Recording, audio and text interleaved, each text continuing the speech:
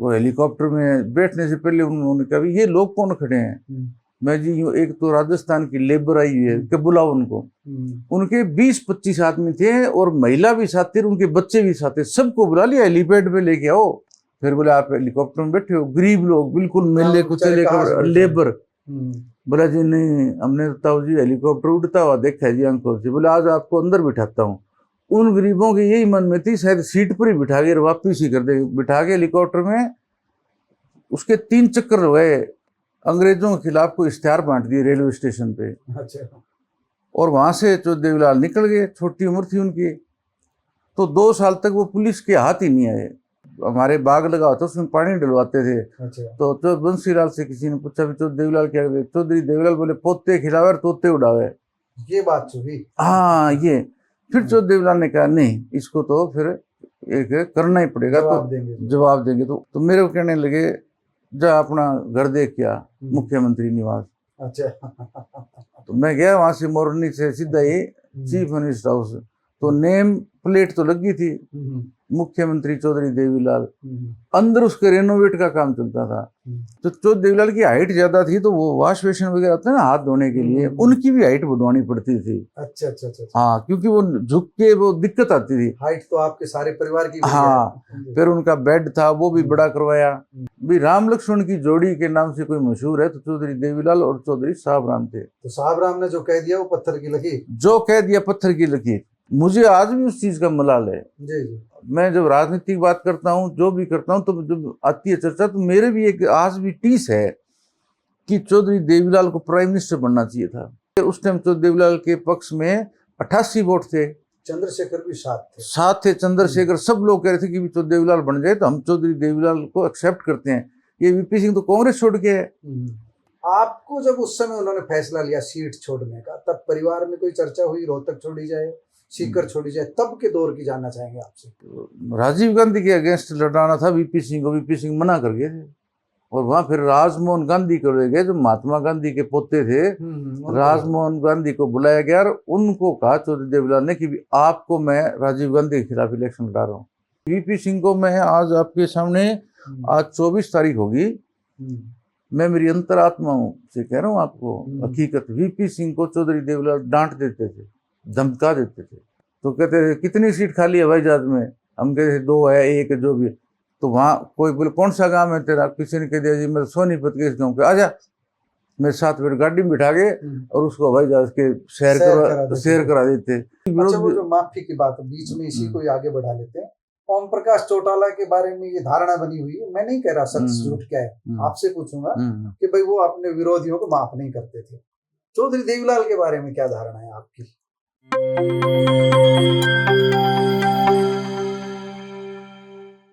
प्यारे दोस्तों, सादर अभिवादन। मैं हूं महेश कुमार वैद्य और आप देख रहे हैं एनजेपी हरियाणा।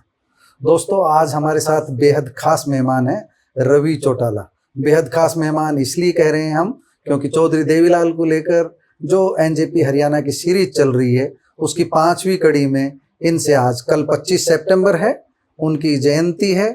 हम 24 सितंबर को इनसे बात कर रहे हैं, इसलिए महत्वपूर्ण है इनकी बात। दूसरे साथियों से भी हमने बात की, हुक्मदेव नारायण यादव को, कैप्टन अजय सिंह यादव को, विद्रोही जी को, सतीश यादव को, इनको आपको सुनवाया, इनसे आपको काफ़ी जानकारी मिली। लेकिन जो जानकारी परिवार के पास होती है वो किसी दूसरे के पास नहीं होती है। रवि चौटाला वो शख्स हैं जो चौधरी देवीलाल के साथ छाया की तरह रहे। जब वे चीफ मिनिस्टर थे तब ये उन्होंने पीएसओ हम इनको कह सकते हैं, लेकिन उनके बॉडीगार्ड भी कह सकते हैं, उनके बेहद नज़दीक रहे। उनकी आदतों के बारे में और दादा की आदतों के बारे में पोते से ज़्यादा कौन जान सकता है, जिनकी गोदी में खेले पले बढ़े। तो आज रवि चौटाला जी से हम मिलने पहुंचे हैं रोहतक में। कल उनका जयंती समारोह सम्मान समारोह के रूप में मनाया जा रहा है, उसी की तैयारी के रूप में ये रोहतक आए हुए हैं।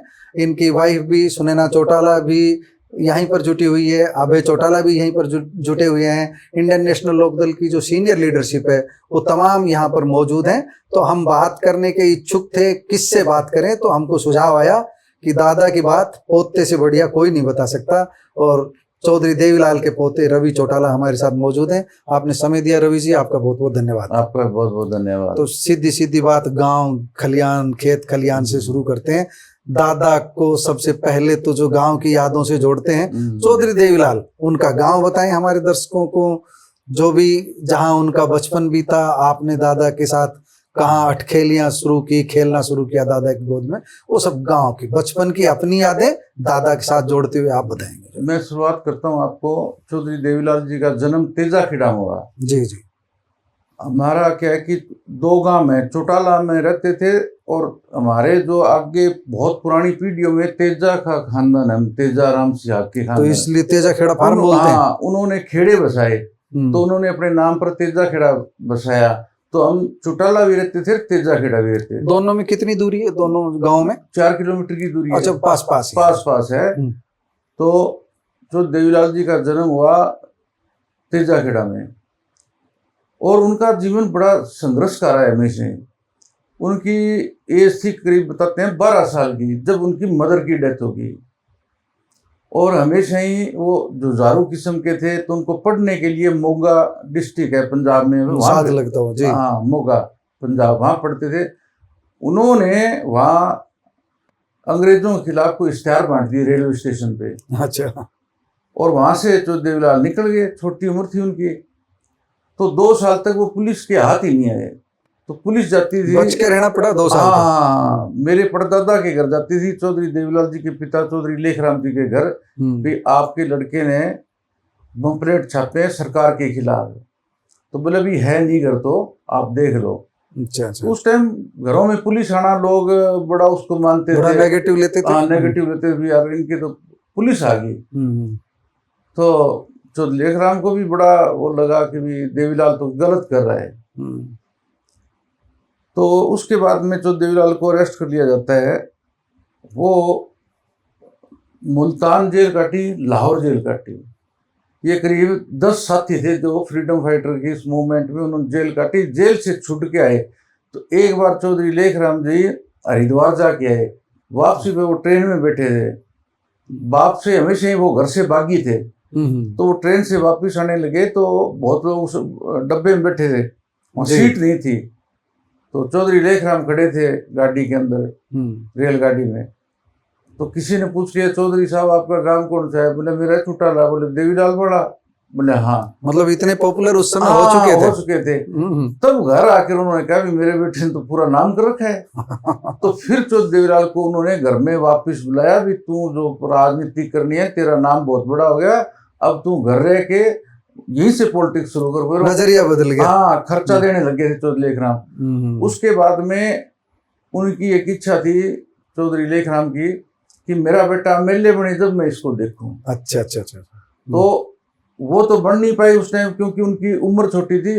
वो अपने भाई को, चौधरी साहब राम को, एमएलसी का इलेक्शन लड़ाया और वो जीत के घर आए, तो बड़ा वो खुश हुए। तो खुशी के दौरान उन्होंने कहा भी जब तक देवीलाल नहीं बनेगा ना, इसका नाम बड़ा है, ये देवीलाल जिस दिन एमएलए बनेगा मुझे खुशी उस दिन होगी। तो साहिब राम को जो टिकट मिली वो चौधरी देवीलाल की रिकमेंडेशन पे? हाँ, चौधरी देवीलाल की रिकमेंडेशन पे, क्योंकि उनकी उम्र छोटी थी, उससे हम लड़ नहीं सकते थे। जी। फिर उसके बाद में नेक्स्ट इलेक्शन हुए, सन 1952 का पहला हमारा इलेक्शन होता है देश के अंदर। वहां चौधरी देवीलाल को टिकट मिलती है और चौधरी देवीलाल इलेक्शन लड़ते हैं। वो जब जीत के आते हैं घर, तो उस टाइम चौधरी लेखराम जी की डेथ होगी। चौधरी देवीलाल बहुत, मेरे ख्याल से उसी समय हुई थी। हाँ, चलते इलेक्शन में उनकी डेथ होगी। फिर चौधरी देवीलाल को सबसे बड़ा मलाल रहा कि मैं मेरे बाप को एमएलए बन के नहीं देख पाए। तो जीत गए थे पहले इलेक्शन? हाँ, पहले इलेक्शन में 52 में। वो कांग्रेस से था? हाँ, मुझे इतना गहराई में पता नहीं। कांग्रेस से था शायद। कांग्रेस का ये था पहला इलेक्शन। 52 में चौधरी देवीलाल जीतते हैं। जी। जब देश आजादी के बाद में पूरे हिंदुस्तान में ये इलेक्शन, पहला प्रथम इलेक्शन आजादी का 52 में होता है। तो उसमें वो जीत के घर आए और घर आके वो रोए। उनको जीत की खुशी नहीं थी, गम इसलिए था पिताजी को नहीं बता पाए। हाँ, अभी मैं मेरे बाप को दिखाना था, मैं एमएलए बन गया छोरा। हाँ, छोरा एमएलए बन गया। तो बड़ा उनको दुख हुआ। फिर चौधरी देवीलाल हमेशा संघर्षशील रहे। फिर पंजाब में ज्वाइंट पंजाब था, संयुक्त पंजाब, तो उन्होंने स्ट्रगल किया हरियाणा के लिए। प्रताप सिंह कैरो चीफ मिनिस्टर थे पहले, सच्चर भीमसेन, सच्चर भार्गव, ये लोग चीफ मिनिस्टर बने आ रहे। तो प्रताप सिंह कैरो से भी अनबन हो गई थी। और इतनी अनबन हुई कि चौधरी देवीलाल को कांग्रेस की तरफ से टिकट नहीं देते हैं। फिर चौधरी देवीलाल ने सन 1962 में बडोपल हल्का था फतेहाबाद डिस्ट्रिक्ट में, अब जो है हाँ बड़ोपल जो इंडिपेंडेंट इलेक्शन जीता, जीत के आए, बहुत थम्पिंग मेजोरिटी से इलेक्शन जीते।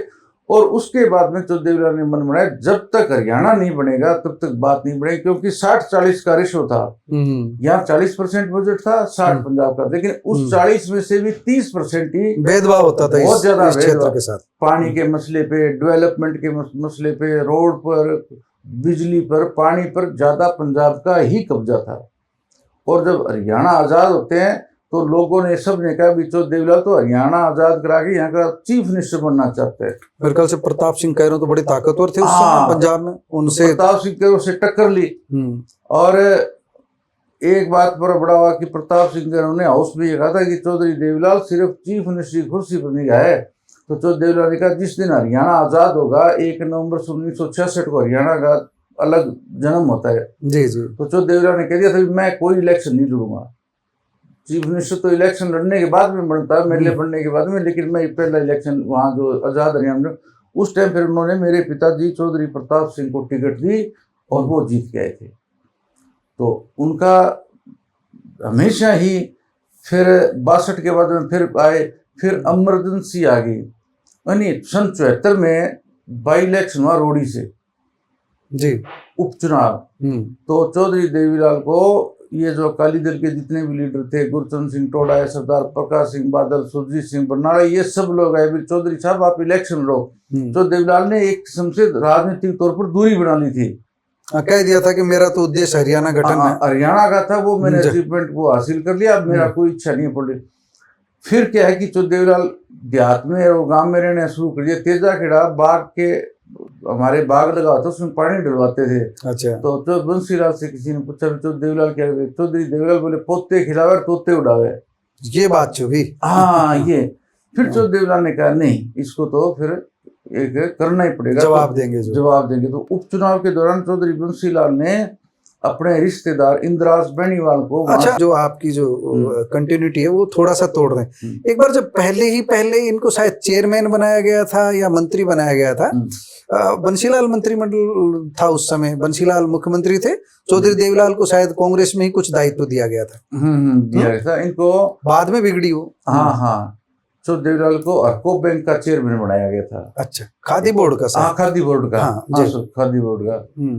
तो फिर वो उपचुनाव होता है, तो चौधरी देवीलाल सन 74 की बात है वो। जी जी। तो उस इलेक्शन में सभी अकाली दल के लोग आते हैं, कहते हैं भी क्योंकि वो रोडी कॉन्स्टिट्यूंसी थी, वो सारा एरिया पंजाब से लगता होता है, सटा हुआ था। हाँ जी। फिर चौधरी देवीलाल को बनाते हैं, चौधरी देवीलाल वो इलेक्शन लड़ते हैं। उस टाइम में चौधरी बंसीलाल ने अपने रिश्तेदार इंद्राज बेनीवाल था उनका नाम, उनको लड़ाया। और ये कहने लगे, लास्ट में इतनी फ्रस्ट्रेशन आ गई उनमें, चौधरी बंसीलाल में, तो कहने लगे भी देवीलाल पहली बात है जीतेगा नहीं, अगर जीत जाएगा तो डिक्लेयर तो सरकार नहीं करना होता है। इस तरह की खिंच गई तगड़ी जो बहुत ज्यादा। ID स्वामी वहाँ DC होते थे सिरसा, जो बाद में मंत्री बने। तो उन्होंने इतना प्रेशर डाला कि चौधरी देवीलाल को हराना है, अगर वोटों में जीत जाए तो डिक्लेयर इंद्राज को करना है। तो बड़ा तनाव हो गया। तो देवीलाल को लोगों ने बहुत वोटिंग करी, उनकी सपोर्ट करी। तो देवीलाल ने कहा काउंटिंग इतने दिन आपने मेरी मदद कर दी इलेक्शन में, जिस दिन गिनती हो ना उस दिन भी मेरी मदद करना। बंसीलाल ये कहता है कि मैं चुनाव को डिक्लेयर करवा दूंगा इंद्राज बेनीवाल के लिए।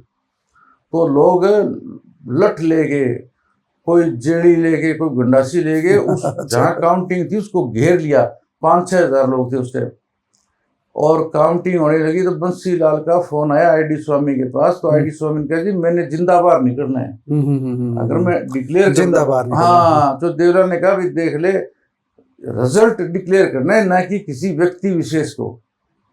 फिर वो चौधरी देवीलाल जीत गए, तो लोगों ने चौधरी देवीलाल को पलकों पर बिठाया। बहुत तगड़ा इलेक्शन हुआ है। और उसके 6 महीने के बाद भी इमरजेंसी लागू कर दी। 74 के लास्ट में इलेक्शन था, 75 में इमरजेंसी कर दी।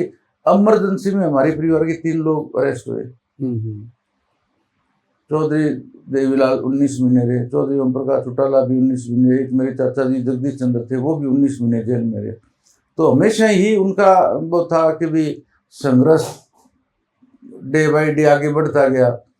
फिर वो इमरजेंसी से रिहा होते हैं, रिहा होने के बाद में 70 से वो चीफ मिनिस्टर बनते हैं। एक बीच में मेरी वो बात रह गई चौधरी देवीलाल को लेकर के ना, जैसे आपने पहला आपको प्रताप सिंह को भी आगे किया, हम ये सुनते हैं कि सबसे लाडले ओम प्रकाश चौटाला बेटों में और पोतों में सबसे लाडले रवि चौटाला रह गए। तो इसके पीछे क्या वजह रही? ओम प्रकाश चौटाला कैसे फ्रंट फुट पे आए? पहले तो बैक फुट पे थे, प्रताप जी आगे थे, जहां तक मेरा याद है। साहिब सिंह को पहला चुनाव भी लड़ाया था, फिर एकदम जो है नेपथ्य से निकल करके ओम प्रकाश चौटाला कैसे फ्रंट पे आए? जो चौधरी ओम प्रकाश चौटाला इसलिए फ्रंट पे है कि वो बड़े मेहनती थे। अच्छा। और उनकी संगठन पर बड़ी जबरदस्त पकड़ थी। तो चौधरी देवीलाल कोई एक इस मामले में बहुत वो गुण, जो गुणीवान आदमी है उसको आगे बढ़ाते थे। उस वजह से चौधरी ओम प्रकाश चौटाला को आगे ले गए। उन्होंने संगठन का काम किया, पार्टियों का काम किया, फिर चौधरी देवीलाल की पॉलिटिकली जो गतिविधियां होती थी उसकी वो सपोर्ट करते थे। घर का भी काम देखना और चौधरी देवीलाल की राजनीति को भी देखना, मतलब माइंडेड थे, इसलिए जो वो जगह बना पाए, इसलिए उनको आगे किए। तो अब रवि चौटाला जी को वहीं लाते हैं जहां से हमने शुरू की थी, चीफ मिनिस्टर बन गए चौधरी देवीलाल। रवि चौटाला की एंट्री कैसे हुई चीफ मिनिस्टर? मैं बताऊं आपकी, मैं 70 में मेरा बचपन ही था, तो हम नारे लगाते थे चौधरी देवीलाल के, बच्चे इकट्ठे करके, भाई जीतेगा भी जीतेगा, देवीलाल जीतेगा, हम नारे लगाते थे। तो साहब वो देख लेते थे केवल, तो भाई अभी ये नारे लगा रहे बच्चे, तो उस मेरा लगाव हमेशा ही था। फिर क्या हुआ, सन 1985 में मैं चौधरी देवीलाल की, वैसे भी कोई गाड़ी आती नारे लगाना, उनकी अखबारों में जो न्यूज आती थी उसकी कटिंग रखना और चौधरी साहब को सारी दिखाना, ये सब करते रहते। हाँ सब। फिर उन्होंने मेरे को कहा भी मेरे साथ तुम चल दिल्ली चल। फिर मैं महीने में 15 दिन चौधरी साहब के साथ रह लिया, 15 दिन गांव में रह लिया, फिर आ गया। फिर 85 के बाद में चौधरी देवीलाल ने कहा तू मेरे साथ परमानेंट ही रहे। फिर ये 86 में न्याय शुरू कर दिया। जी। तो मैं उनका ड्राइवर भी था, उनका बॉडीगार्ड भी, उनका सेवादार, उनके जूते जुराब और उनके कपड़े वगैरह सारे रखने, उनको टाइम टू टाइम दवाई देनी, अब सुबह की ये दवाई है, शाम को ये, दोपहर की ये, तो मैं उनका सारा काम देख लेता था। इतनी सेवा करेगा तो पोता लाडला हो ही जाएगा। हाँ, फिर वो सेवादार की भी जरूरत होती है उनको भी जो बढ़िया तरीके से सारा काम देख ले। तो मैंने वो काम देखा। फिर क्या हुआ, सरकार बन गई। तो सरकार बनने के बाद सरकारी सिस्टम हो जाता है सारा। तो चौधरी देवीलाल जी के नाम थी 30 कार्बाइन राइफल नाम थी, जी, उन्हीं के लाइसेंस पे। तो सरकार आने के बाद में तो सारा एसपी सिक्योरिटी आगे, और आगे वो सारा काफिला ही सरकार का हो गया, सिस्टम में आ गई सारी चीजें। हाँ। तो फिर मेरा मन था कि भी मैं अब है ना गांव जाऊंगा। तो मैं कहती मैं गांव जाके आया हूँ, क्या नहीं जाना, भी इकट्ठे चलेंगे। अच्छा। हरियाणा भवन में MLA इसकी चीफ मिनिस्टर की ओथ ले लेते हैं। फिर चौधरी साहब ने कहा ये काफिला लेके तू जा मोरनी हिल। उनका मोरनी हिल से विशेष लगाव था। अच्छा। शपथ लेने के बाद में करीब 3-4 दिन वो हॉस्पिटल में आराम करते हैं, उसके बाद में मोरनी हिल ही आ जाते हैं। अच्छा। तो मोरनी हिल से उनको लगाव था क्योंकि हरियाली बड़ी है, वहाँ पहाड़ है और है, तो वहाँ रहे। तो मेरे को कहने लगे जा अपना घर देख क्या, मुख्यमंत्री निवास। अच्छा। तो मैं गया वहां से, मोरनी से सीधा ही चीफ मिनिस्टर हाउस। तो नेम प्लेट तो लगी थी मुख्यमंत्री चौधरी देवीलाल, अंदर उसके रेनोवेट का काम चलता था।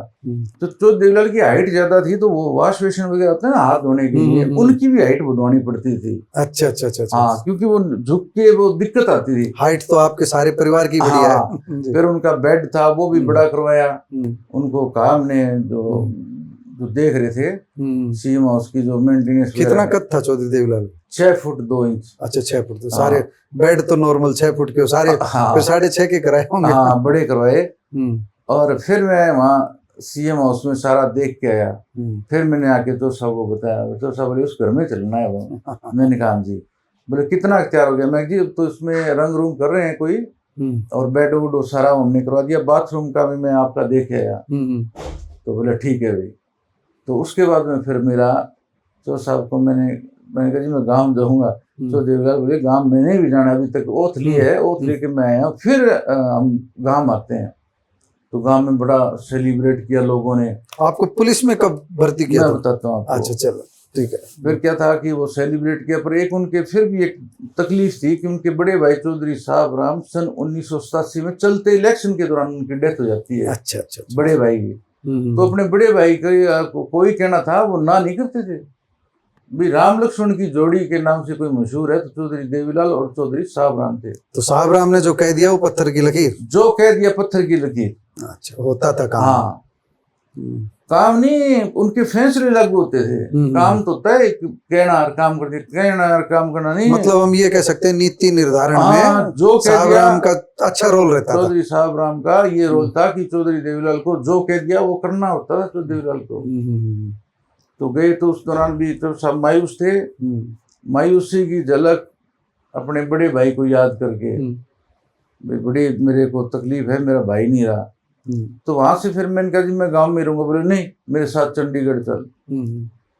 फिर चंडीगढ़ करते करते फिर करने लगे भी, जब स्टेट प्लेन में जाते हो आप चीफ मिनिस्टर के साथ दिल्ली जाओ, आउट मतलब स्टेट से बाहर जाओगे तो वहाँ प्रोटोकॉल होता है भी आपके साथ कौन कौन कितने आदमी है। हवाई जहाज में बैठना तो उसकी भी लॉक बुक में एंट्री होती है। तो कहने लगे भाई, बोले तेरे को मैं मेरा गनमैन रखूंगा। मैंने कहा ठीक है। वो मुझे पीएसओ बना दिया, पर्सनल सिक्योरिटी ऑफिसर। और फिर मैंने ट्रेनिंग ली। अच्छा, खूब ट्रेनिंग ली मैंने। और उस ट्रेनिंग की उसको चेक करवाते थे वो। उनके एक पॉलिटिकल सेक्रेटरी थे, उनको भेजा जाके देखो ये कितनी एक्सरसाइज सही कर रहा है क्या। तो मैं 3 घंटे उसको एक्सरसाइज करके दिखा दी। मैंने कहा भी जितना मेरा हक बनता है ना उतना ही नंबर देना, मैं फालतू ना मैं कम दो मुझे ना मुझे ज्यादा दो, जो मैं ट्रेनिंग के बराबर तोल दो। हाँ, अभी इंसाफ करो। तो मैं उस दिन मैं फायरिंग करने के लिए, वेपन फायरिंग होती है उसमें मैं 1 नंबर रहा। तो वो रिजल्ट जाके दे दिया। फिर बोला भी अब तू मेरा पक्का सरकारी गनमैन हो गया। फिर मैं उनके साथ रहने लगा। फिर हटाने का सवाल ही नहीं। हाँ, चल तो फिर मैं चलो आपको उप प्रधानमंत्री तक ले जाऊं। हाँ जी हाँ जी। वो सफर भी। तो देवीलाल ने जनता दल का गठन कर दिया अपने आप ही। पिंजौर में मीटिंग बोले, उसमें जॉर्ज फर्नांडिस, बीजू पटनायक, वीपी सिंह, चंद्रशेखर, मुलायम सिंह यादव, रामकृष्ण हेगड़े भी होंगे। हाँ, रामकृष्ण हेगड़े, ये लालू नीतीश ये भी थे।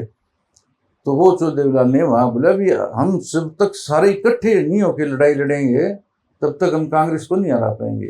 और उन्होंने तालमेल किया बीजेपी से। देवीलाल के अच्छे संबंध से, वाजपेयी साहब और अडवाणी जी से। तो उधर कॉमरेड थे ज्योति बसु और हरकिशन सुरजीत।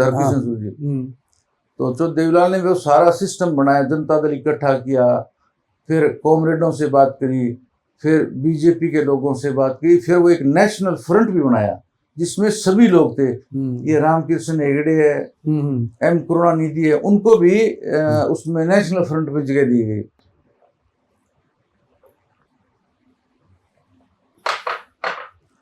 तो सब हुआ और जनता दल बनाया, बड़ी मेहनत करके बनाया जनता दल। और जो देवीलाल ने पूरे हिंदुस्तान में भ्रमण किया, चाहे गुजरात है, महाराष्ट्र है, कर्नाटक है, आंध्र है, हर जगह जलसा किया और उस जनता दल को खड़ा किया। उस टाइम जनता दल को पैसे की भी जरूरत थी पार्टी को चलाने के लिए, वो भी चौधरी देवीलाल देते थे भी इस पार्टी को चलाओ। हमारा अगला लक्ष्य कांग्रेस को हटाना है और किसान मजदूर की सरकार को लेके आना है। और उसमें क्या हुआ कि 140 सीटें जीती जनता दल ने। तो उसमें से अधिकांश एमपी चौधरी देवीलाल के फेवर में थे। मुझे आज भी उस चीज का मलाल है। जी। मैं जब राजनीतिक बात करता हूँ, जो भी करता हूँ, तो जब आती है चर्चा तो मेरे भी एक आज भी टीस है कि चौधरी देवीलाल को प्राइम मिनिस्टर बनना चाहिए था। टोपी तो रख दी थी। हाँ। फिर क्या हुआ कि मैं जब एमपी के रिजल्ट डिक्लेयर हो गए, मुझे चौटाला साहब ने बुला के एक साइड में, क्या भी तू चौधरी साहब को मना ले, प्रधानमंत्री के लिए प्रधानमंत्री बन जाएंगे। उस टाइम चौधरी देवीलाल के पक्ष में 88 वोट थे।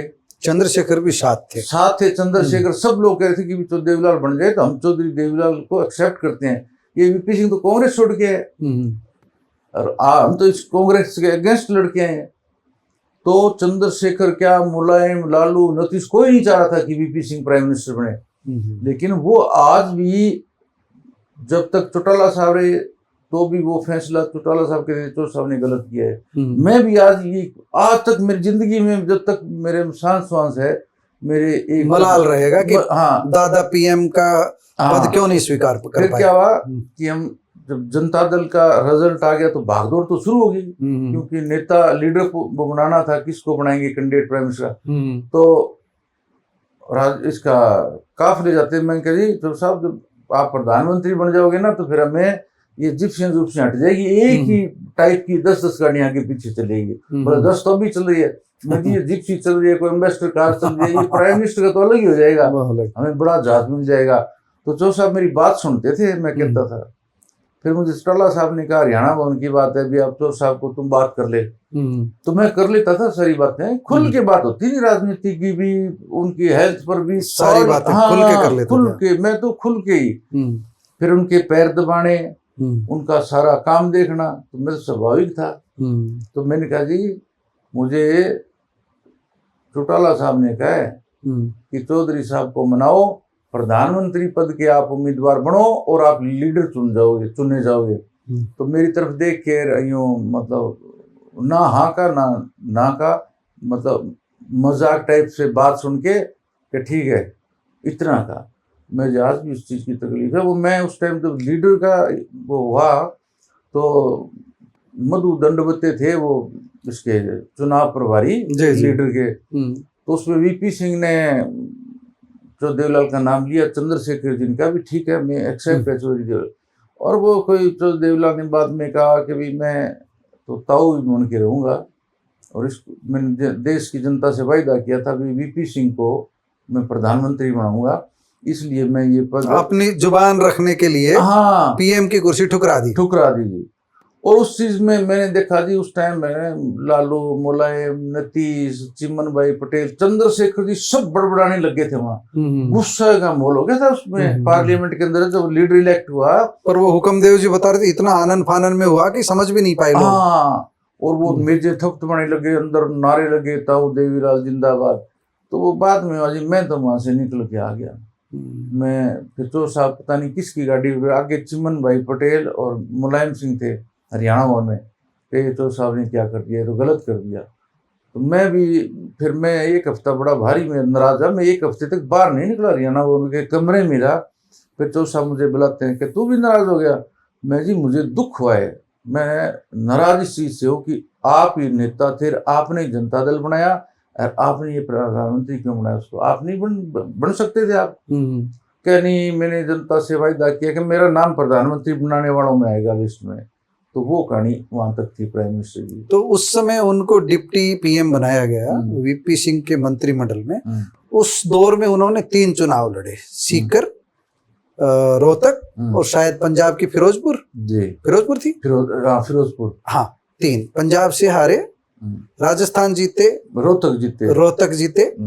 आपको जब उस समय उन्होंने फैसला लिया सीट छोड़ने का, तब परिवार में कोई चर्चा हुई रोहतक छोड़ी जाए, सीकर छोड़ी जाए, तब के दौर की जानना चाहेंगे आपसे। उसमें क्या है कि ये ही उस टाइम हुआ, तो उस टाइम तो चौधरी रणजीत सिंह भी थे साथ, चौटाला साहब से, ये तो उन्हीं का फैसला था, बिचो देवलाल का। पर कभी कभी पोते को लगता है दादा ने फैसला गलत कर दिया था, रोहतक वाले उसी बात से ज्यादा नाराज रहे लंबे समय तक। हाँ नहीं, ये फैसला मतलब यूं था कि बिचो देवलाल के एक मन में थी बात कि सरदार बुट्टा सिंह के खिलाफ ही उतारेंगे उम्मीदवार। मैं बलराम खुद बिचो देवलाल का भी, मैं बलराम जाखड़ को हराऊंगा, राजीव गांधी के खिलाफ लड़ाएंगे वीपी सिंह को, सब जगह भी हम इनको ये बड़े बड़े धुरंधर है उनको घेर के हराएंगे। तो उसमें वीपी सिंह वगैरह सब विड्रा कर गए ना। एक तो देवलाल ही कमिटमेंट के पक्के रहे कि उन्होंने सीकर से इलेक्शन लड़ा, जीता। और राजीव गांधी के अगेंस्ट लड़ाना था वीपी सिंह को, वीपी सिंह मना कर गए थे। और वहां फिर राजमोहन गांधी को ले गए, जो महात्मा गांधी के पोते थे, राजमोहन गांधी को बुलाया गया और उनको कहा चौधरी देवलाल ने कि आपको मैं राजीव गांधी के खिलाफ इलेक्शन लड़ा रहा हूँ। तो वीपी सिंह नथिंग, कुछ नहीं। वीपी सिंह को मैं आज आपके सामने, आज 24 तारीख होगी, मैं मेरी अंतरात्मा से कह रहा हूँ आपको, हम्म। हकीकत। वीपी सिंह को चौधरी देवलाल डांट देते थे, धमका देते थे। जब जनता दल बना था ना, जब सोना सूरजकुंड मीटिंग होती थी, मैंने मेरी आंखों से देखा वीपी सिंह को। फिर चुप हो। ठक्कर कमीशन की एक रिपोर्ट थी। ठक्कर कमीशन क्या होता है? इंदिरा गांधी के कत्ल के बाद में एक ठक्कर कमीशन बनता है। जी जी। तो वीपी सिंह ये लोग थे, पर जीत के आगे उपचुनाव जिताए तो देवलाल ने। तो जी। वीपी सिंह ने एक डिमांड करी भी ठक्कर कमीशन की रिपोर्ट सदन के पटल पर रखो जी, ताकि आम पब्लिक भी इसको देख सके। तो वो बड़ा चर्चा रहा। वीपी सिंह ने मांग करी ठक्कर कमीशन की रिपोर्ट पेश करो, सामने सदन में रखो, सदन में रखो। तो चौधरी देवलाल को उस चीज में पढ़ा, पेपर में, न्यूज में देखा, तो बड़े गुस्से हुए और तुरंत चंडीगढ़ से दिल्ली के लिए रवाना हो गए। सूरजकुंड में आ गए और वहां वीपी सिंह को बुला लिया। तो चौधरी देवलाल यूं नाराज हुए, बोला यूं है बात सुन, उसको तू कह के वीपी सिंह को बोले, आज 84 में इसकी मां मरी, उस टाइम हम सारे मर गए, हार गए। अब तू कहता है भी ठक्कर कमीशन, अगर उसमें कोई ऐसा पॉइंट आ गया तो बिना बात की हमदर्दी ना बन जाए राजीव गांधी के कांग्रेस के पक्ष में। तो उस टाइम वीपी सिंह को कहा भी ये जवान बंद रखनी है, ठक्कर कमीशन पे कोई रिपोर्ट नहीं लिखो, चुप रहो। हाँ चुप रहो। कल को ठक्कर कमीशन में ऐसा कुछ रिपोर्ट आ जाए, लोगों के जच जाए और वापिस वो हमदर्दी 84 वाली राजीव गांधी के हक में ना चली जाए, ताकि फिर हमें और नुकसान होगा पॉलिटिकली। जी जी। तो उसमें वीपी सिंह को डांट लगाते मैंने देखा, बहुत बार देखा है, मैं बहुत ज्यादा। उनका कद बड़ा था, राजनीतिक तो कद। देवलाल का जनता दल के कुनबे में तो एक तरह से वो पितृ पुरुष कह सकते हैं। फिर एनटी रामाराव, तमिलनाडु के एम करुणानिधि, ज्योति बसु, केरला के के नयनार थे। जी जी। तो उनमें सब में चौधरी देवलाल का कद सबसे बड़ा था। उनकी एक्सेप्टेबिलिटी सबके साथ थी। हाँ, कॉमरेड भी उनको चाहते थे, कॉमरेड दक्षिण पंथ वाले भी स्वीकार कर लिया उन्होंने भी। तो वो मेरे को जब तक है रहेगा। तो अभी जैसे सीकर का जिक्र आया, सीकर में जैसे हम सुनते हैं हेलीकॉप्टर उतारा, छाछ पी किसानों के साथ बैठ करके, आपके पास उनके किस्सों की भरमार है, बहुत ज्यादा। गांव गरीब के साथ जो उनका रिश्ता जो था, तो ताऊ का स्वभाव जो है वो हम जानना चाहेंगे। उसके बारे में आपसे जानना चाहेंगे, किस तरह का था वो? एक हमेशा सादगी से उनका जीवन था, कभी भी नहीं भाई वो ये नहीं कहते थे कि मैं चीफ मिनिस्टर बन के बहुत बड़ा नेता, मतलब मैं अपने आप को बहुत बड़ा समझूं, नहीं। ये जो मेरे साथ लोग हैं जिन्होंने संघर्ष में साथ दिया है, ये जो कहते हैं ना मेले कुचले कपड़े वाले लोग होते हैं, ये सच्चे लोग होते हैं। अच्छा अच्छा। वो इस चीज को कहते हैं। एक बार की बात, सीएम हाउस में उनके साथ रहे हुए हरी सिंह डूडी जी, उनके हम उम्र थे, तो उनको सीएम सिक्योरिटी के दौरान उनको बाहर रोक लिया। तो उसको कहने लगे, बाबा जी अब आप मिल नहीं सकते, कल आना जब पब्लिक से मिलेंगे। तो बोला नहीं, मेरे को मतलब अभी रूट चलने वाला है सीएम का, उनको हटा दिया। मैंने उनको देख लिया कहीं, मैं बाहर आ गए, वो गेट वगैरह पर ड्यूटियां होती है ना, वो देखने के लिए आ गया। तो मैंने उनको कहा, दादा राम राम। क्या भाई रवि तुम मिला चौधरी से मेरे को? मैंने कहा आप बैठो। वो मैंने पी ऑफिस में बिठा दिया उनको। मैंने कहा इनको चाय पानी पिलाओ। इतने में सीएम साहब की तरफ से, चौधरी देवलाल की तरफ एक रूम में बजर आई बार ऑफिस में। अच्छा अच्छा। तो मैंने वो उठाया फोन, बोला मैं जी आपके पुराने साथी आए हैं। बोले कौन? मैं हरी सिंह डूडी के। बुला उसको। मैं सीएम हाउस में, फिर उनको ड्राइंग रूम से हो गई, एक लिफ्ट बनवाई थी जो देवलाल ने, मैं उस लिफ्ट में ले गया उनको। तो वो बड़ा खुश हुआ, बोले चौधरी देवलाल मर भी जाए तो कोई पश्चाताप नहीं होगा। बोले क्यों? कि मैं यहाँ तक आया। बोले आपकी लोगों की बदौलत है। तो बोले क्या बात होगी तेरे? कि जी पुलिस वालों ने मिलने नहीं दिया। बोले क्या इतना, मैं तो साथ बुला हूँ चौधरी देवलाल के, ये तो अब बड़ा है, मैं तो बचपन में दोस्त रहा हूँ। तो बड़े और कई आत्मीयता से मिले। हाँ, जैसे कोई आ गया गांव देहात का आदमी और उन्होंने बाहर निकलना होता तो भी हवाई जहाज से दिल्ली जाना है, तो कहते कितनी सीट खाली है हवाई जहाज में? हम कहते 2 है, 1 है, जो भी। तो वहाँ कोई बोले कौन सा गांव है तेरा? किसी ने कह दिया जी मैं सोनीपत के इस गाँव के। आ जा मेरे साथ, फिर गाड़ी में बिठा के और उसको हवाई जहाज के सैर करा देते। और जाते हो कहते भाड़ा नहीं है तेरे पास? दे दे इसको 100 रुपये, भाड़ा भी दे देते थे। तो इस तरह का जो होता था, खाने का पीने का उनका सिस्टम था हमेशा परंपरागत। तरकड़ी है, कोई लोहिया है, कोई मतीरा है, कोई तरबूज है, इस टाइप का सिंपल खाना। और बिल्कुल आम लोगों की तरह वो मतलब थे उनमें। और एक मिलने का उनका, बिना पब्लिक रह ही नहीं सकते थे। एक वो किस्सा आता है, आप भी एक बार जिक्र कर रहे थे, वो जो श्रमिकों के बच्चे थे, लेबरर के बच्चे थे, मजदूरों के, उनको हेलीकॉप्टर में बिठाया कभी? हाँ, वो क्या है? वो मैं बताऊं, जो देवीलाल डिप्टी प्राइम मिनिस्टर थे, चौटाला गांव में आए, 2 दिन आराम करने के बाद में वापसी पे गए तो लोग उस हेलीकॉप्टरों को देखने के लिए चारों तरफ हो जाते थे। स्टेडियम में हमारे वहां लैंडिंग होते थे और उनको देखने के लिए कोई हजारों आदमी इकट्ठे हो जाते थे। तो उस दौरान लेबर थी हमारे राजस्थान की भी थी, जिनको हम कह देते हैं ना ये गडरिए, तो वो हेलीकॉप्टर में बैठने से पहले उन्होंने कहा ये लोग कौन खड़े हैं? मैं जी एक तो राजस्थान की लेबर आई हुई है, क्या बुलाओ उनको। उनके 20-25 आदमी थे और महिला भी साथ थे, उनके बच्चे भी साथ थे, सबको बुला लिया, हेलीपैड पे लेके आओ। अच्छा। तो वो पुलिस वालों को तो काम होता है, सिक्योरिटी चेक चूक करते हैं, कहाने दो इनको। फिर भी हमारा ये हम पुलिस को कह देते थे कितना ही कहते पर चेकिंग तो रखो ना, कल को कोई बात होगी फिर जिम्मेवार तो सारे ही होंगे। तो बड़ी मुश्किल से मैं जी इतना तो हमारी मान लिया करो, थोड़ी बहुत तो लोकल पुलिस का काम होता है। कह नहीं जाओ, फिर वो आगे फिर बोले आप हेलीकॉप्टर में बैठे हो, गरीब लोग बिल्कुल बेचारे कहाँ से लेबर। बोला जी नहीं, हमने ताऊ जी हेलीकॉप्टर उड़ता हुआ देखा है जी अंकुर जी। बोले आज आपको अंदर बिठाता हूँ। उन गरीबों की यही मन में थी, शायद सीट पर ही बिठा के वापिस ही कर दे, बिठा के हेलीकॉप्टर में उसके 3 चक्कर हुए। बोले यूं करो, इनको बिठा के गांव के चारों तरफ चक्कर। तो वहां पायलट ने कह दिया, एक होता है इंजीनियर हेलीकॉप्टर के अंदर, तो उसने कहा जी इसमें तो डस्ट ही डस्ट हो जाएगी। तो बोले इतने डस्ट की नौकरी करनी है कि मेरी करनी है, बिठाओ इनको।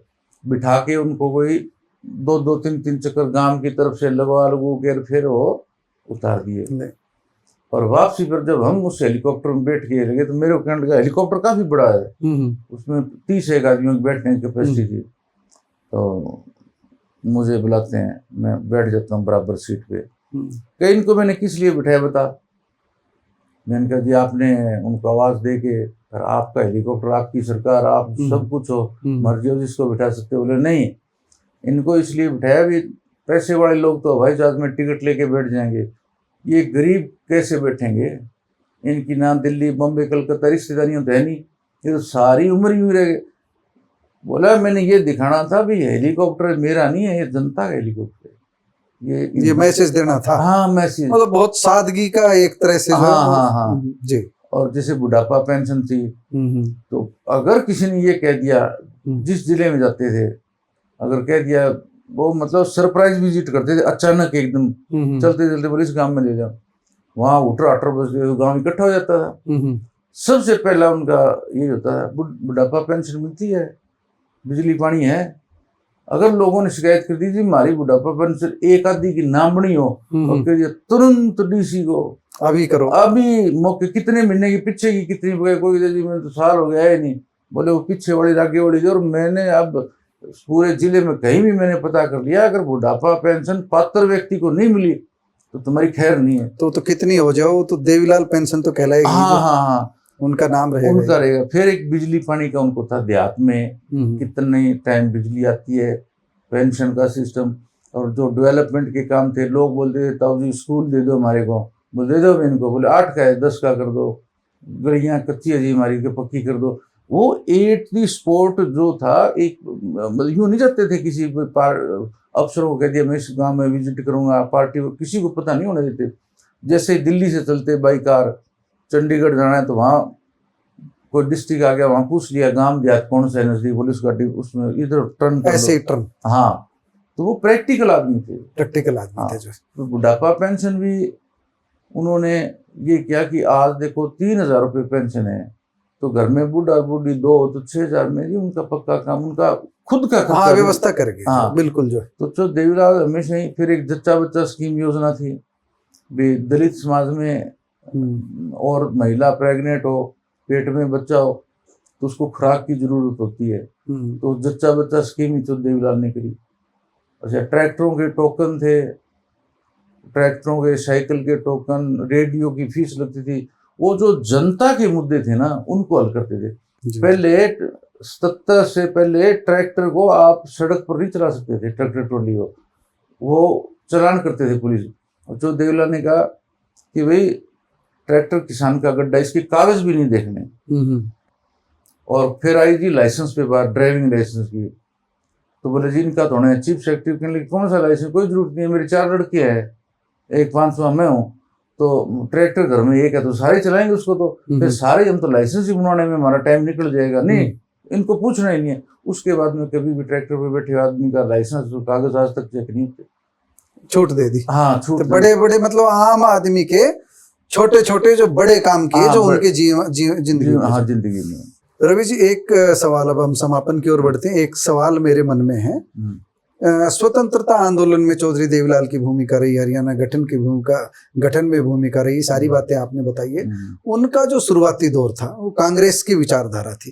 कांग्रेस से उनका मोहभंग कैसे हुआ, क्या कुछ प्रकाश डाल सकते हो? हाँ बिल्कुल जी, मैं बताऊँ आपको कि डेमोक्रेसी थी नहीं, तो उस टाइम एक संस्था थी कांग्रेस, कोई पॉलिटिकल पार्टी नहीं थी। जी जी जी। इसके ज्यादातर कांग्रेस ही होते थे। हाँ कांग्रेस ही होते थे उस टाइम, सारे कांग्रेस ही होते थे। कांग्रेस एक लड़ाई लड़ रही है देश को आजाद कराने के लिए, जी जी, उससे ज्यादा नहीं होता भी किसको क्या करना है कि नहीं करना है पॉलिटिक्स।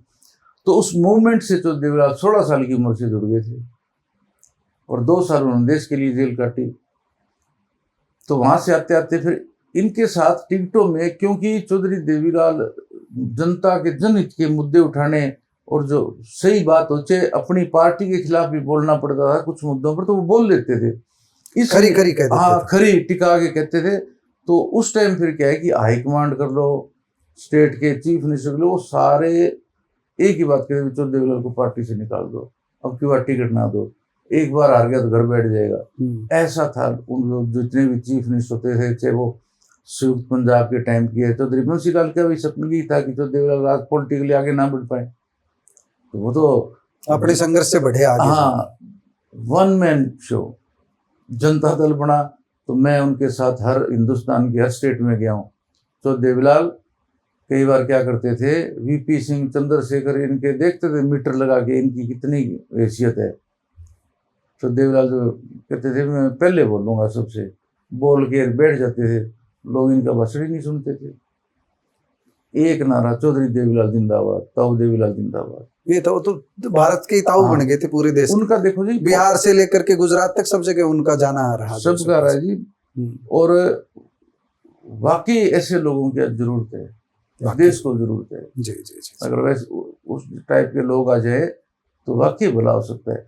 उनमें एक ये चीज थी कि चौधरी देवीलाल को लोग कभी मुख्यमंत्री के तौर पर नहीं, ताऊ के तौर पर, जो एक बार चाहे आप मिलो, चाहे पत्रकार मिले, चाहे पब्लिक मिले, चाहे ऑफिसर, उनको ये होने लग जाता था फिर भी मेरा भी इसमें हिस्सा है, सबके बाबा बन रहे थे। और चौधरी देवीलाल वर्कर से लेके बड़े लीडर तक, उसका अगर वाकई मेहनतनामा है, उसकी मेहनत को उसको क्रेडिट या जो भी थपकी थी पॉलिटिकल आगे बढ़ाना, वो करते थे। जी जी। अब लालू प्रसाद यादव है, मुलायम सिंह है, नीतीश कुमार, ये सारे चौधरी देवीलाल की देन है। बिल्कुल ठीक बात है, बिल्कुल ठीक बात है। जो इनको संघर्ष की राह पर डाला, प्रेरणा दी जो। जी जी। नीतीश कुमार ने मेरे को कहा था एक बार, क्या था कि बहुगुणा जी, एक बार लोकदल बहुगुणा था उस टाइम 87 में। हाँ बहुगुणा का था। हाँ, तो हेमवती नंदन बहुगुणा। तो नीतीश ने ये मुझे लालू जी ने कहा था कि अगर चौधरी देवीलाल राजनीतिक में ना आते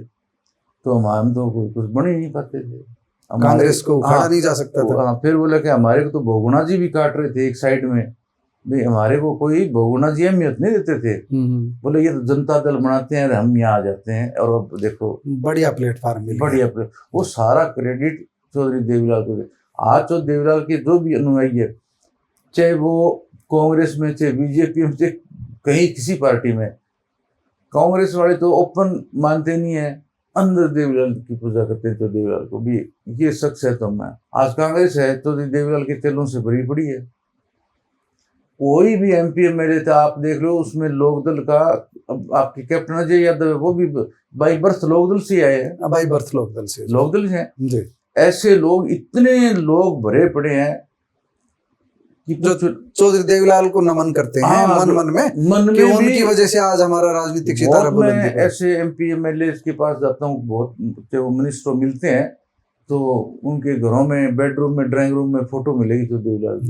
बोले जी हम तो आज भी उन्हीं के वो है जी सेवक हैं, हम उनके जो रहे हैं शिष्य रहे हैं, जी वो हमारे मैं उन भी कहते हैं थे कि मैं चौधरी हर MP MLA कहते हैं मैं चौधरी देवलाल का अनुयायी रह चुका हूँ। जी और जब वो CM थे, कांग्रेस के 5 ही कैंडिडेट जीते हुए थे, जी जी विधायक थे, हम्म, मेवला महाराजपुर से महेंद्र प्रताप, तो ये लोग जो भी आते थे ना लीडर, जब तो देवलाल CM थे तो कभी पोजीशन के MLA MP मिलना चाहते हैं, वो टाइम देते थे उनको और उनका काम भी कर देते थे। कभी उदार थे इस बहुत मामले ज्यादा डेमोक्रेसी थी मन में। हाँ विरोधियों का भी सम्मान करते थे। जेलों का सुधार उन्होंने किया, इमरजेंसी में कोई पंखे वो तो कैप्टन अजय सिंह यादव जेल मंत्री थे, बता रहे थे कि मेरे पास फोन आया चौधरी देवलाल का, जब वो चीफ मिनिस्टर नहीं है, वो जब वो जेल मंत्री थे, जब चौधरी देवलाल ने फोन किया कि भाई जेलों में ये सुधार करो, तो उन्होंने इम्प्लीमेंट काम कहते, निजी नहीं कहते तो उसमें क्या था कि चौधरी साहब ने बताया कि मैं जब जेल में रहा हूँ तो हमारे जेल में पंखे नहीं थी उस टाइम, कोई खाना खुना भी बढ़िया नहीं मिलता था। 77 में CM बनते सबसे पहले पंखे लगाओ जेलों में, देख तो सारी जगह, अरे इनको पता नहीं कितना 200 ग्राम दूध देना है और देना, वो सारी चौधरी देवलाल मानव अधिकारों की रक्षा की। हाँ हाँ भाई, अगर ये कोई क्राइम में आ गया, कोई किसी एजिटेशन का है, कोई और है, वो जेलों में बंद होते हैं, तो इसका मतलब आप उनको इतना उनको टॉर्चर नहीं करना है, क्योंकि ये सुधार का मौका देना है। ये कोई इनकी गलतियां हैं, वो यहाँ सुधार होने के बाद में अगर वापिस अपने घरों में जाएंगे तो वो सुधर जाएंगे समाज में। जी तो फिर लगा कि इनका भी अधिकार बनता है सब जेलों में पंखे, दूध और अच्छा खाना, और जेलों का सुधार जितना चौधरी देवलाल ने किया इतना किसी ने किया ही नहीं। जी जी वो तो उदाहरण है कैप्टन अजय यादव। हाँ, मतलब कोई भी उसमें कांग्रेस का राज और चाहे BJP का, चौधरी देवलाल फोन कर देते थे, पर व्यक्तिगत काम नहीं करते थे, साझा कोई काम है तो सार्वजनिक कामों में पूरी रुचि लेते थे। एक बार की बात है कि हनुमानगढ़ और गंगानगर डिस्ट्रिक्ट में ओलावृष्टि हुई जी, तो वो जो देवलाल उस टाइम में डिप्टी प्राइम मिनिस्टर थे जी, तो सारा वो सर्वे करवा के उन्होंने ग्रांट रिलीज कर दी उस टाइम में, मेरे ख्याल में ये 90 की बात है जी, उसमें ये 89 के आसपास की है बस। 50 करोड़ से कुछ पैसे रुपए ऊपर थे जी, तो उन्होंने भैरव सिंह जी को कहा भाई ये मैं आपको ओलावृष्टि की तरफ से सेंट्रल गवर्नमेंट आपको ग्रांट भेजिए ताकि उन किसानों को पर बिगा पता नहीं कितना मुआवजा तय करना था, बोले उनके बांटो। वो स्टेट गवर्नमेंट ने पैसे नहीं दिए, वो वहां से लैप्स होगी ग्रांट वापिस आ गई। अच्छा। भैरव सिंह जी कहने लगे मैं आपको पैसा दे रहा हूँ, आपने तो बांटना है, स्टेट गवर्नमेंट का काम तो अभी आप सर्वे करो रही है, बंटाओ पैसे। वो पैसे उन्होंने बांटे ही नहीं, लैप्स हो के आ गए। लैप्स हो गए। वो क्यों आए कि भैरव सिंह जी हमेशा गंगानगर और हनुमानगढ़ से एक अलग टाइप की उनकी पॉलिटिक्स, तो देवलाल नहीं करते थे कभी। आपका रेवाड़ी डिस्ट्रिक्ट है, ये तो भेदभाव नहीं था जो। हाँ, तो देवलाल ने कभी किसी को ये रेवाड़ी उन्होंने ही बनाया था, मतलब ये है कि वो क्षेत्रवाद नहीं करते थे। नहीं बिल्कुल नहीं जी, वो मतलब वो चीफ मिनिस्टर बन के तो वो ये नहीं कहते थे मैं मेरे सिरसा डिस्ट्रिक्ट हूँ। चीफ मिनिस्टर सबका होता है, स्टेट का चीफ मिनिस्टर है, उससे जो उनके अगेंस्ट लोग थे उनको भी माफ करते थे, उनके राजनीतिक। अच्छा, वो जो माफी की बात बीच में इसी को आगे बढ़ा लेते हैं। ओम प्रकाश चौटाला के बारे में ये धारणा बनी हुई है, मैं नहीं कह रहा सच झूठ क्या है, आपसे पूछूंगा कि भाई वो अपने विरोधियों को माफ नहीं करते थे। चौधरी देवलाल के बारे में क्या धारणा है आपकी, और ओम प्रकाश चौटाला के बारे में जो मैं धारणा बता रहा हूँ उसको गलत साबित करते हो कि था ऐसा? नहीं, ऐसा नहीं था, कुछ तो मीडिया ने ही इसको एक भूमिका बना के इतना वो किया, प्रचार दुष्प्रचार इतना नहीं है। अगर आदमी वो यहाँ तक चीफ मिनिस्टर तक बनता है तो वो बहुत संघर्ष करके आदमी बनता है चीफ मिनिस्टर, नहीं था इतना। वो तो एक मीडिया ने बहुत। और फिर एक बात और बताऊं चौधरी देवलाल की, जब चौधरी देवलाल को डिप्टी प्राइम मिनिस्टरशिप से बर्खास्त किया, ये मैम का इलेक्शन सारा ये इंटेलिजेंस एजेंसियों ने किया है। जी जी, सिर्फ चौधरी देवलाल को कमजोर करने के लिए इसको करवाया गया है, ये तो महम कांड। हाँ, तो वो सारा तो ताकि देवीलाल कमजोर हो, सेंटर में जो है ताकत उनकी बढ़े जो विरोधी थे, विरोधी के। तो देवीलाल का ऐसी सोच नहीं थी। और माफी की तो देवलाल तो एक दरिया दिल थे, समुद्र था, कहने के उनकी सोच समुद्र से भी गहरी थी, कद हिमालय पर्वत की तरह, इस तरह का था। हाँ दोस्तों, आपने दादा की कहानी पोते की जुबानी सुनी। कहानी मैं कई बार कहता हूं कि कहानी देवीलाल की अगर लिखी जाए तो पूरा ग्रंथ भर जाए, रवि चौटाला जी ने उनके व्यक्तित्व के बारे में बहुत कुछ बताया है। उम्मीद है आपको ये सीरीज अच्छी लगी होगी। कमेंट बॉक्स में जाकर आप अपनी टिप्पणी भी दे सकते हैं, रवि चौटाला की राय पर भी अपनी टिप्पणी दे सकते हैं, हमारे सवालों पर भी अपनी टिप्पणी दे सकते हैं। और इस सीरीज की अंतिम कड़ी हम आपको कल 25 तारीख को 25 सितंबर को फिर दिखाएंगे। नमस्कार, धन्यवाद।